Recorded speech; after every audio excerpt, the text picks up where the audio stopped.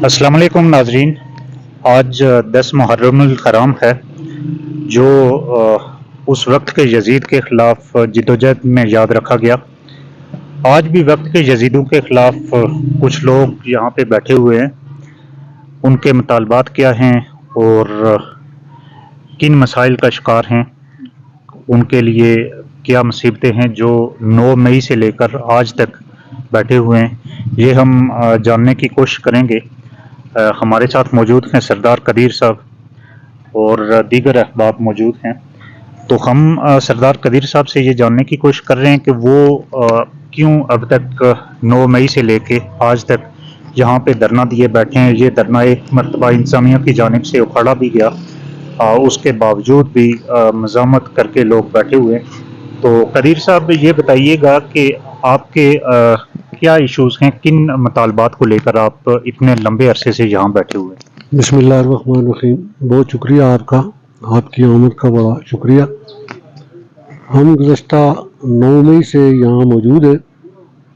यहाँ दरअसल अंदर आटे का गोदाम था और इन्होंने पुराने रेटों पे आटा जमा किया और 5-6 दिन जो है वो आटा तकसीम नहीं किया और अचानक नए रेट लगा के इन्होंने आटा तकसीम करना शुरू किया, जिस पे डीलरान का यहाँ झगड़ा हुआ और उन्होंने नए रेट पे आटा लेना मुनासिब न समझा, जिस पर डीलरों की आपस में जो है वो चकपलश हुई और उस पे ये धरना हम देने पे मजबूर हो गए।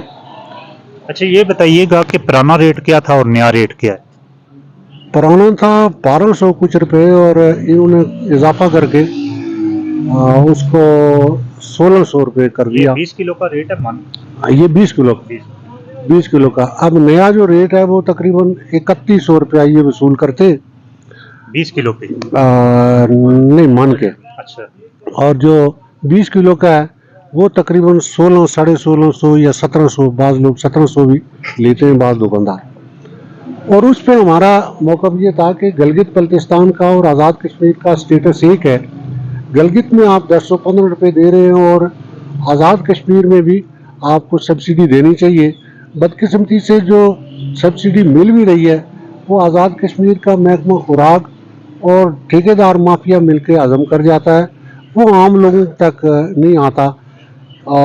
ये एक मिल थी जो अर्जे की गुज़श्ता 5-6 साल से बंद थी और उसका सारी वो एलोकेशन जारी थी। वहाँ से गंदम भी ढुलाई होती थी, उसकी पिसवाई भी होती थी।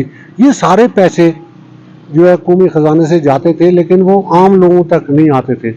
इसी तरह हमारी जो गंदम है वो 1 साल के लिए पास्को से ये ख़रीद लेते, लेकिन दरमियान में वही गंदम जो है वो सियाला मिल से पीस कर महंगे दामों या थैले बदली करके बेच देते हैं। यहाँ आटे की किल्लत पैदा करके उसको महंगा कर दिया जाता है। हम ये कहते हैं कि रियासत जम्मू कश्मीर एक मुतनाज़ा खित्ता है, भारत सब्सिडी दे रहा है, भारत में सारी अशिया खुर्दनोश पर सब्सिडी मौजूद है। आटा वहाँ 600 रुपये मन है और यहाँ हम 4000 रुपया, 3500 रुपया ख़रीदने पर मजबूर हैं। हम ये कहते हैं कि आटे समेत बिजली पर जो ज़ालमाना टैक्सेस हैं उनके ख़िलाफ़ ये हमने धरना दिया। हमारे 2 ही मुतालबात थे। हम ये कहते हैं कि रियासत में आपने अय्याशी का एक अड्डा बना रखा है, आपकी अशराफिया की अय्याशियाँ जारी हैं, आपने 40 के करीब वज़ीर बना रखे हैं, आप सदर के लिए 20 करोड़ रुपए की गाड़ी ख़रीदते हैं, जजीज़ की अय्याशियाँ जारी हैं, उनके लिए 2.5 करोड़ रुपए की गाड़ियाँ, साबिक़ वज़ीर-ए-आज़म को गाड़ियाँ। आज़ाद कश्मीर में जो बसने वाली मखलूक है, ये जो आम गरीब लोग हैं, उनको इस रियासत की तरफ से कोई रिलीफ नहीं है। ये वाहिद एक रिलीफ है जो आटे पर सब्सिडी दी जा सकती है। और बिजली के जो बिलात हैं वो 259 रुपये, 2 रुपये 59 पैसे फी यूनिट ख़रीद के 35-40 रुपये यूनिट हमें दी जाती है। वो भी टैरिफ इस तरह से बनाया गया है कि जिसकी 200 यूनिट जिसकी चलेगी 1 महीने में, तो 6 महीने तक वही 200 यूनिट का बिल उसको आता रहेगा।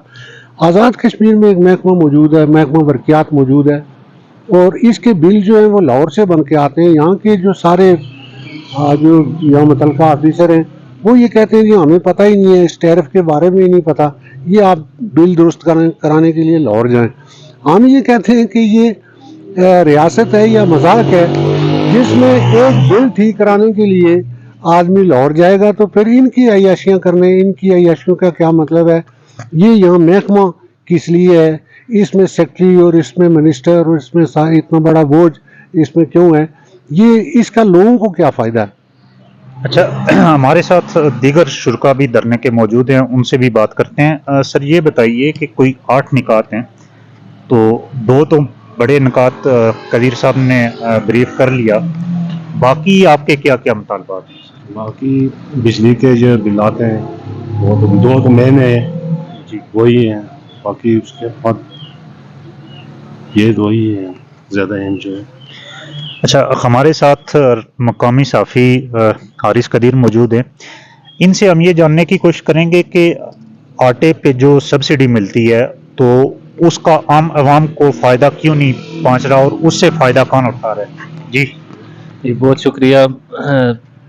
بنیادی طور پہ سبسڈی 2 اطراف سے ملتی تھی۔ ایک سبسڈی ملتی تھی وفاقی پاکستان کی وفاقی حکومت کی طرف سے، اور دوسری پھر سبسڈی تھی مقامی حکومت کی طرف سے، جس کو آزاد حکومت کہتے ہیں۔ جو مقامی حکومت کی سبسڈی تھی وہ سبسڈی صرف اس مد میں تھی کہ جو منیمم سپورٹ پرائس پہ وہاں سے گندم خریدی جائے گی، اس کی ڈھلائی، اس کی پسوائی اور یہ تمام تر جو اس طرح کے اخراجات ہیں وہ جو ہے وہ مقامی حکومت دیتی تھی، تاکہ جس ریٹ میں پاکستان سے گندم خریدی جائے گی اسی ریٹ میں آٹا جو ہے وہ عوام تک پہنچایا جائے۔ بنیادی طور پہ جو 2008-9 میں وفاقی حکومت نے سبسڈی ختم کر دی تھی، اس کی وجہ سے گلگت بلتستان کا اور پاکستانی زیر قبضہ جموں کشمیر کا جو ریٹس ہیں آٹے کے وہ تبدیل ہو گئے تھے۔ وہ گلگت بلتستان میں نصف قیمتیں کم تھیں، یہاں پہ زیادہ تھیں۔ پھر اس کے بعد یہ ہوا کہ جو ایلوکیشن ہے وہ کم ہو گئی، یہاں پہ جو آٹا تھوڑا نسبتاً پاکستان کی مارکیٹ سے سستا ملتا تھا، اس میں بھی یہ کیا جانے لگا کہ پاکستان سے پاسکو سے گندم خرید کے وہیں پہ مہنگے داموں فروخت کر کے جو مل مالکان ہیں، کنٹریکٹرز ہیں اور محکمہ خوراک کے آفیسران ہیں، وہ سارے مل کے جو ہے وہ تمام تر سبسڈی کی رقم جو ہے اس کو اپنی جیبوں میں ڈالتے تھے، اور وہی جو سستی گندم لے کے پاکستان سے اس کو مارکیٹ میں مہنگے داموں فروخت کر دیتے تھے۔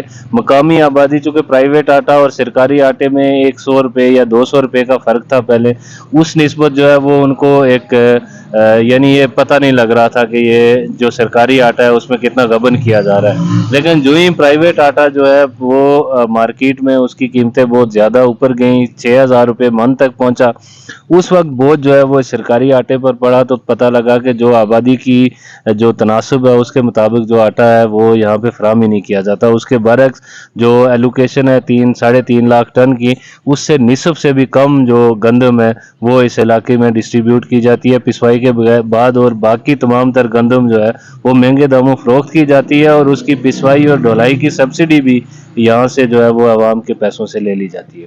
تو یہ کیا سرکاری کنٹریکٹرز کو ملتی ہے یہ گندم جو وہیں پہ فروخت کرتے ہیں؟ بنیادی طور پہ اس کا میکینزم اس طرح سے بنایا گیا ہے کہ جو کنٹریکٹرز ہیں، ڈھلائی والے جو ٹرانسپورٹرز ہیں، وہ بھی سرکار کی طرف سے ان کو ٹھیکہ الاٹ کیا جاتا ہے۔ اسی طرح مل مالکان ہیں، ملیں یہاں پہ لگوائی گئی ہیں مختلف علاقوں میں، جو مل مالکان وہ بھی پرائیویٹ ہیں، اور پاسکو سے جو گندم لی جاتی ہے وہ منیمم سپورٹ پرائس جو پاکستان میں مقرر ہوتی ہے گندم کی، اس پہ خریدی جاتی ہے وہاں پہ، اور اس کی بھی فائنینشیل ایڈجسٹمنٹس کے نام پر 2 ارب روپیہ کھا لیا جاتا ہے۔ پھر اس کی جو ڈھلائی ہے، ٹرانسپورٹیشن ہے، اس کے نام پر 2 ارب روپیہ لیا جاتا ہے، اور نصف سے زائد گندم جو ہے وہ اس کی ٹرانسپورٹیشن کی نہیں جاتی۔ اسی طرح پسوائی پہ جو ہے وہ 2 ارب روپے لیے جاتے ہیں، یعنی 3 روپے فی من کے حساب سے جو ہے وہ پسوائی کی جاتی ہے، اور وہ پسوائی کے پیسے بھی ظاہر ہے اگر گندم نصف سے کم آتی ہے تو پھر اس کا مطلب ہے کہ پسوائی کے بھی بغیر ملیں چلانے کے پسوائی کے پیسے بھی مل مالکان جو ہے وہ لے جاتے ہیں۔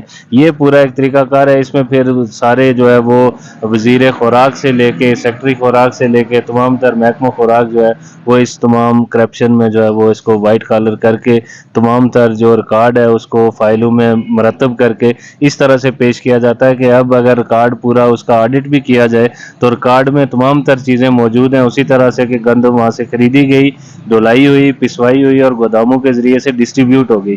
تمام تر واؤچرز، تمام تر جو ڈاکومنٹیشن ہے وہ فائلوں میں پوری ہے، لیکن گندم جو ہے وہ یہاں پہ نہیں پہنچی. اچھا، ایک چیز اور دیکھنے کو آئی کہ حالیہ دنوں میں آزاد کشمیر میں یہ جو ڈیلرز ہیں، سپلائی ڈیلرز آٹے کے، تو ان کو بڑے پیمانے پہ لائسنس جاری کیے گئے. وہ کیا معاملہ ہے؟ اور آزاد کشمیر میں کس طرح ایک اسپیسیفائی کیا جاتا ہے کہ کس طرح سے کتنے لوگوں پہ ایک ڈیلر متعین کیا جاتا ہے؟ ایک مخصوص آبادی پہ ایک ڈیلر مقرر کیا جاتا ہے، مجھے ایگزیکٹلی اس کا فگر یاد نہیں ہے، لیکن ایک مخصوص آبادی پہ ایک ڈیلر جو ہے اس کو لائسنس جاری کیا جاتا ہے. وہ ڈیلر اسی آبادی کو آٹا فراہم کرنے کا پابند ہوتا ہے.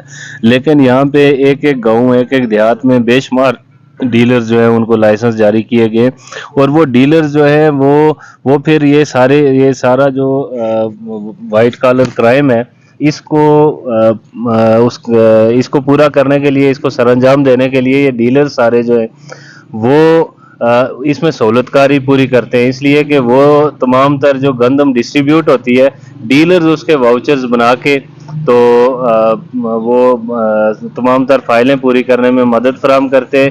ڈیلر جو ہے وہ ریکارڈ فراہم کرتے ہیں کہ ہم نے یہ آٹا جو ہے وہ آبادیوں کو دے دیا ہے. ابھی وہی محکمہ خوراک جب دوبارہ انویسٹیگیشن کر رہا ہے تو پتہ لگ رہا ہے کہ ایک ایک ڈیلر کے پاس جو آٹا گیا ہے وہ آٹا جو ہے وہ آبادیوں تک پہنچا نہیں ہے، یا جو ان کے پاس ریکارڈ ہے اس سے بہت زیادہ آٹا جو ہے وہ فروخت کر چکے ہیں. لیکن در حقیقت بات یہ ہے کہ یہ اس تمام تر کرائم پہ پردہ ڈالنے کی کوشش کی جا رہی ہے. جو آٹا یہاں پہ آیا ہی نہیں اس کے واؤچرز، اس کی فہرستیں، اس کی تمام تر ڈاکومنٹیشن ڈیلرز کے ذریعے سے بنائی گئی ہے، ترتیب دی گئی ہے. اب جو ہے وہ دوبارہ انویسٹیگیشن اگر آبادیوں سے کی جائے گی تو اس میں پتہ لگتا ہے کہ اتنا آٹا جو ہے وہ ڈسٹریبیوٹ ہی نہیں ہوا. تو اس حساب سے دیکھا جا سکتا ہے کہ جو ابھی ڈیلرز کے اوپر جو ہے وہ گھیرا تنگ کیا جا رہا ہے. دوسرے لفظوں میں جو محکمہ خوراک کے آفیسرز نے، جو مل مالکان نے مل کے جو کرپشن کی ہے، جو لوٹ مار کی ہے، اس پہ پردہ ڈالنے کے لیے اب اس کا تمام تر بوجھ جو ہے وہ ڈیلرز پہ لگایا جائے گا. اور ڈیلرز نے گو کہ کی ہے سہولت کاری، یہ سہولت کاری کی ہے انہوں نے کہ انہوں نے اگر 20 بیگ لیے تو واؤچر انہوں نے 30 بیگ کا دیا ہے، اور وہ جو 10 کا اضافی گیپ ہے وہ گیپ اب جو ہے وہ ان کی کرپشن کے طور پہ جو ہے وہ بڑے بڑے نوٹیفکیشنز میں ہمیں نظر آ رہا ہے. بنیادی طور پہ ڈیلرز کا نہیں بلکہ محکمہ خوراک کے ذمہ داران کا اور ان مل مالکان کی کرپشن ہے جس کو اب جو ہے وہ ان کے ذمہ لگایا جائے گا.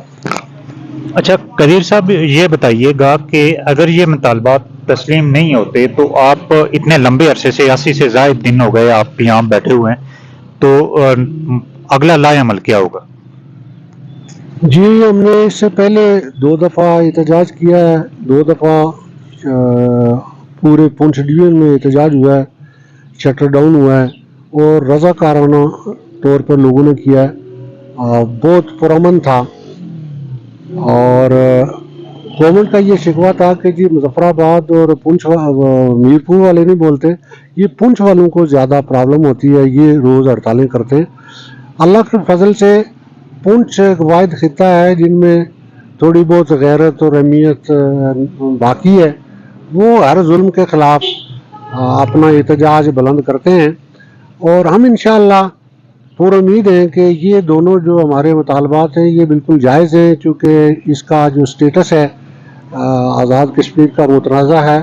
آٹے پر سبسڈی ہمارا حق ہے اور یہ لے کے رہیں گے. بجلی جو ہے وہ بنتی ہماری ریاست سے ہے، 5000 کے قریب میگا واٹ ہماری بجلی پیدا ہوتی ہے، اور ہماری کل ضرورت جو ہے وہ 400 450 میگا واٹ ہے. اور اس لیے ہم یہ سمجھتے ہیں کہ ہم اب آخری حد تک جانے کے لیے تیار ہیں اور بالکل پرعزم ہیں، اور ہم ان کو چین سے بیٹھنے نہیں دیں گے. 3 تاریخ کو ہم پورے آزاد کشمیر میں احتجاجی مظاہرے کریں گے. اس کے بعد ضلعی صدر مقامات پر پورے 10 اضلاع میں دھرنے دیے جائیں گے. مطالبات کے منظور ہونے تک ضلعی صدر مقامات پر دھرنے دیے جائیں گے، وہ جاری رہیں گے.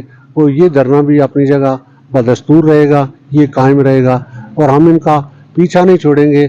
یہ گزشتہ 75 سالوں سے ہمارے نام پر سیاست کرتے رہے، خود عیاشیاں کرتے رہے، اپنی نسلوں کا مستقبل بہتر بناتے رہے، لیکن کبھی انہوں نے عوام کے لیے کچھ نہیں سوچا.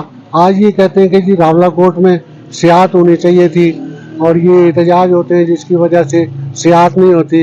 इनको ये नज़र नहीं आता कि ये आज़ाद पतन वाली रोड है, वो उससे गधा भी नहीं गुजर सकता। वो उससे कोई रोड बेहतर होएगी, वो लोग आ सकेंगे तो तब सियाहत में इजाफा होगा। पहले सड़कें बेहतर बनाएं, यहाँ कोई रिहाइश की सूरत हाल बेहतर करें, तो उसके बाद सियाहत बेहतर हो सकती है। हम लोग भी यही कहते हैं कि इसमें भारत के निस्बत भारत ने जो मकबूजा उसका इलाका है वहाँ तो इस तरह की कोई बात नहीं है। वहाँ आटे के लिए कभी एहतजाज नहीं होता, बिजली के लिए कभी एहतजाज नहीं होता, मनसूबा जात के लिए कभी एहतजाज नहीं होता। ये यहाँ जितने मनसूबे थे गुज़श्ता साल लोगों ने एहतजाज करके मंजूर करवाए। हमारे हल्का 3, 4 और 5 की जो मंजूर शुदा सड़कें थी वो भी वज़ीर आज़म साहब ने ख़त्म कर दी है, जो कोई मौजूदा वज़ीर आज़म में पता नहीं कौन है, तो उन्होंने वो ख़त्म कर दी है। इस हवाले से हम ये समझते हैं कि अवाम, ये जो हुकूमत है आज़ाद कश्मीर की, ये सहूलतकार हैं पाकिस्तान के, और ये पाकिस्तान ही इनको यहाँ मसलत करता है। इनका यहाँ के लोगों को कोई फ़ायदा नहीं है और इनका पीछा हम नहीं छोड़ेंगे जब तक ये हमारे हुकूक हमें दे नहीं देंगे। नाजरीन, ये थे मुतालबे इस धरने के, और 3 तारीख को यहाँ पे और पूरे आज़ाद कश्मीर में एक एहतजाज भी हो रहा है। और ये एहतजाज 1400 साल पहले पानी बंद किया गया था और आज खुराक भी बंद की जा रही है और रोशनियों का सिलसिला भी बंद किया जा रहा है, और इसके लिए ये लोग यहाँ बैठे कुर्बानी दे रहे हैं। अगले व्लॉग तक के लिए इजाज़त दीजिए। अल्लाह हाफिज़।